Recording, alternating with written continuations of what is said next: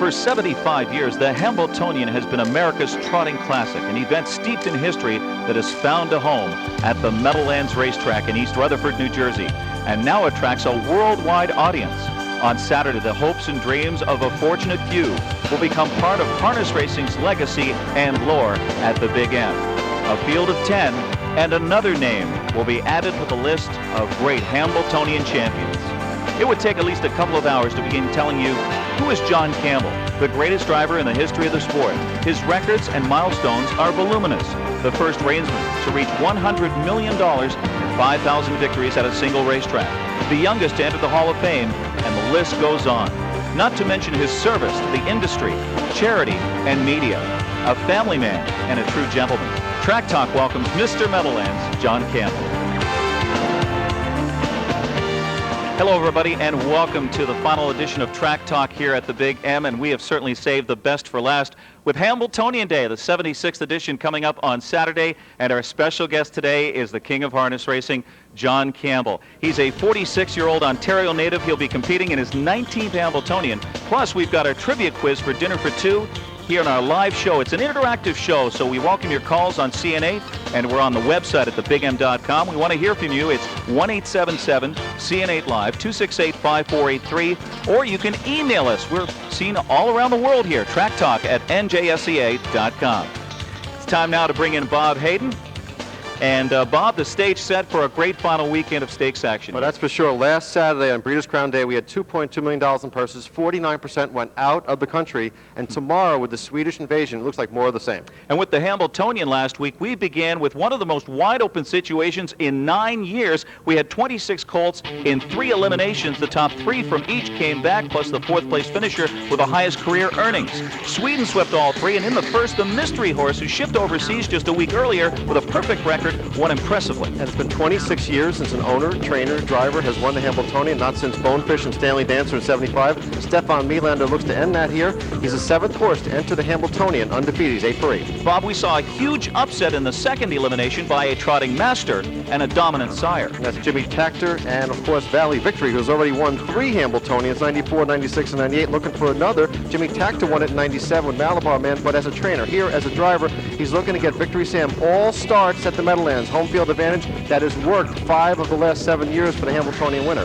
Choco Chip Hanover entered with a 154-2, second fastest mark. Lindstedt qualifies another. Pegasus Spur, some bad luck. Billy O'Donnell's back in the Hambletonian. Well, Bob, after all of those favorites in the eliminations in the previous years, another upset in the 3rd elimination gave Jan Janssen, his stable, a trio of Hambletonian starters. 65-year-old Bert Lindstedt qualified 3, and they all made the final here. Cigar Bar here is going to come out to win it. Banker Hall on the lead. Is he all the way back? We don't know. Defending champion. Last time the defending champion won the Hambletonian was Malabar Man. Amare I Can, 28 career starts. The field only has 133. That's the lowest ever.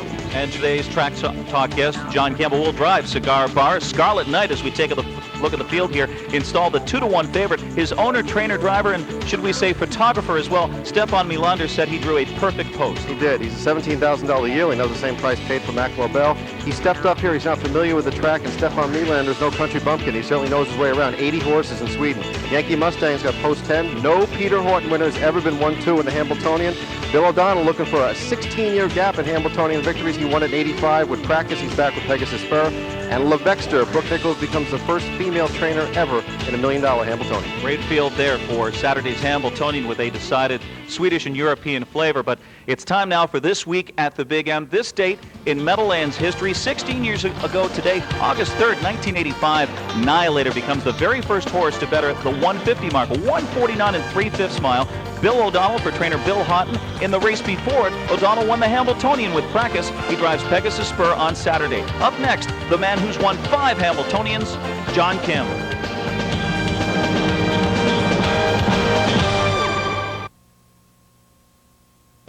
Is harness action. This is Track Talk at the Big M.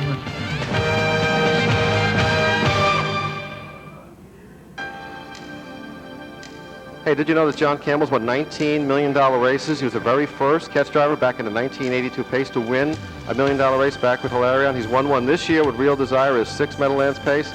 And my favorite stat might be this one. There's been 31 times does the drivers won $8 million or more in a season, and John Campbell owns 17 of those, counting this year, and he's done them consecutively.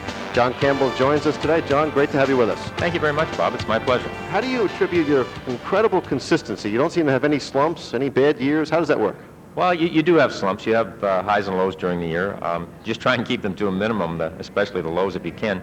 I've been very fortunate, the people that I've been associated with and the horses that I've been given the opportunity to drive. I mean, that's the key to any driver's success. You have to have something to work with. If I go out and put the best drive on a horse and he can't perform, nobody will even notice. So it's having the horsepower to work with.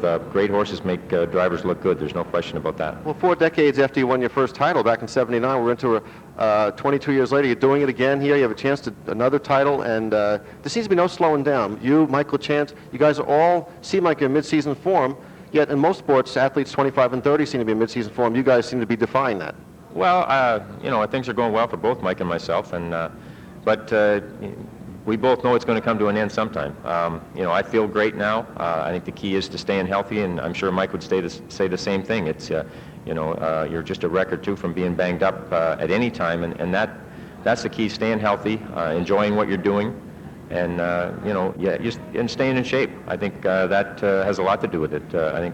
I know for me, it makes a difference how I feel when I'm driving, the fact that I've been able to stay in shape over a period of time. What was your impression of Varenne last week? He caught us off guard. I don't know about you. What were you looking at? Well, he didn't catch me off guard, and if you understand European racing, we have racing luck here, and it can be bad, and you have to overcome a lot. But to win 44 out of 50-some heats over there like he did, I mean, you can be in the free-for-all trot at those distance races, and they'll go pieces of the middle half in a 104. To overcome all that and win 44 races is incredible. So I knew going in that the only chance we had of beating him would be that if he didn't handle the trip over or the new environment. But if he was at the top of his game, he would be unbeatable. And certainly I was a little surprised or even amazed at the time, but I wasn't surprised that he won the race as easily as he did. He's he's not a good horse. He's a great horse. Syrinx Hanover and the Hambletonian Oaks tomorrow. Tell us a little bit about her. You've driven Peace Corps, Active Grace, Ormeau Keepsake, and Bright Light LaBelle in the Hambletonian. Now, Syrinx Hanover, what kind of horse is she? Is she compared to those quartet there, that big the group there? Well, she certainly shows that kind of ability. Back when those fillies were put in the Hambletonian, it wasn't such a big deal because the Hambletonian Oaks didn't go for 500,000. It went for 150 or 200 at that time. So if you're 1, 2, 3, it wasn't a big deal. Now you have to win the Hambletonian to put a filly in there to make it worthwhile, because you could get the same money if you finish second, but it's more fun to win for 500,000 than it is to finish second for $1 million. I can tell you that from first-hand experience. And okay. You can only compare fillies what they race against, and she certainly compares very favorably to those types of fillies the way she's been performing this year so far. But she's got to continue it on this year, and I think they plan to race her again next year. And she's a very sound filly. She's very athletic, and she's a great filly to drive. And I feel very fortunate and privileged to be able to drive her. Well, back in 1983, John Campbell's first Hambletonian drive, he finished second overall with Joie de Vie. The year Stanley Dancer won with Duena. John's the only man to drive 5 Hambletonian winners, and Stanley Dancer is the only man to train. Stanley Dancer now joins us on the phone, as the Meadowlands would like to announce that they will rename the Beacon course the Stanley Dancer Trot. Stanley Dancer, are you there with us? I'm listening to you, Bob. Well, Stan, I'd like to know your impression. I mentioned it to you earlier. Would you prefer a pace or a trot? You mentioned trot. Tell us why you prefer trotters. Oh, I think, I got attached to trotters pretty young, and Sumac led, some of my first really great ones, and I was very lucky, and I was very lucky in winning the 4 Hamiltonians that I did and trained the 5. So, I don't know. Like I asked somebody else what they like, and of course I prefer the trotters. But I have a lot of great pacers. Okay, Stan, what's your reaction now to having this race named in your honor? Oh, it's the greatest thing that's ever happened to me. It's a very great honor, and I'd like to thank everyone who had anything to do with it. Usually it's done after you're gone, and you never know it. Stan, when did you first notice John Campbell? Because towards the end of your career, you used John. You had a lot of success there with Active Grace, Lifelong Victory, horses like that. When did you first take notice of John? When he first started racing here at the Meadowlands. But fortunately, he was the only one that ever drove mine after I quit. And we had 4 great horses.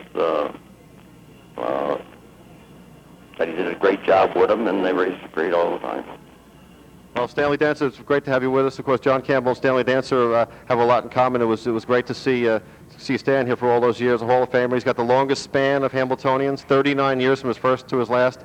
Right now we're going to go to the quiz. That's right, our weekly quiz we're going to give you. Dinner for two on the line, that's right. Now John Campbell's won $19 million races, but only once was that a female horse involved there. Who was the filly that John won the $1 million race with? This is not easy. Dinner for two. Talk live here at the Meadowlands Racetrack. Give us a call at 1-877-CN8-LIVE, or you can email us at tracktalk@njsea. Our special guest today is driver John Campbell. And we're going to go right to the phones, John. Steve from Chicago. Go ahead, Steve. John, hey, I just want to say thanks for being one of the great drivers out there. It's a pleasure to talk to you. Well, thank you very much, Steve. One question I have. When you go on the back stretch and one of your horses has the lead, what goes through your mind when somebody tries to pass you? What makes you just let them pass and just tuck in and get cover, or what makes you try and duke it out with them in a speed duel and try and hold the rail like Dubé did in the Breeders' Crown with Gabba Blue Chip last week? Well, it depends on how your horse feels, how the first quarter's been. If it's been a mild first quarter, you might not have a tendency not to let him go. Depends on what the horse coming at you is and what his tendencies are. If he's a real good front runner, you'd want to get on his back and follow him. If he's a horse that shows 20-1 and he's been closing all the time, that's a horse that you don't want to get stuck behind. So all the circumstances and factor in what your decision would be. But the main thing is how your horse feels and how the horse figures on the outside of you in the race. Are harness horses easier to drive today than they were, say, 10, 20 years ago? I don't know if they're any easier. They're more athletic, and their speed holds up. You have to be more aggressive with them. I don't know if that translates to easier or not, but you can do more with them, that's for sure. You can do a lot more with a horse, especially the first part of a mile, and still have them finish, whereas 15 years ago, if you used them hard to the half, they just couldn't finish. John, we've got a fan, I'm sure, from Buffalo. His name is Lee. Go ahead, Lee. Hey, John, how you doing? Good, how are you, Lee? Good, John. John, I've been a harness fanatic all my life. I've driven hundreds of miles to see different races, but sadly, as you well know, when you started your career, harness racing was the biggest spectator sport in America, bigger than NASCAR, et cetera, et cetera. And of course, sadly, today in all too many tracks and states, it's dying. As the premier driver in harness racing, I just wondered, what ideas do you think track management across America should innovate to bring back a new group of fans and keep the sport, restore the sport to its former glory? Well, unfortunately, I don't know if you're ever going to restore the attendance to what it was in those days, especially the way the simulcast is set up. We don't have the attendance we did in past years, but we have more people watching the races because simulcasting outlets are all across North America.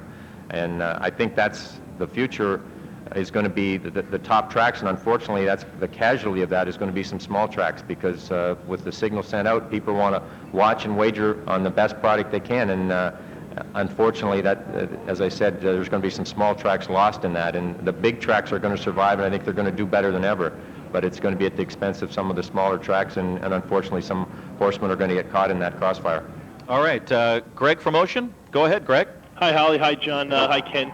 For the second consecutive year, the driving title is going to come down to the last day of the meet, and regardless of the outcome, it should be pointed out that last year you had 150 less drives than Luke, and this year you also have 100 less drives than Luke, and clearly if winning the title had been a goal you set, it would have been one that could have easily been attained.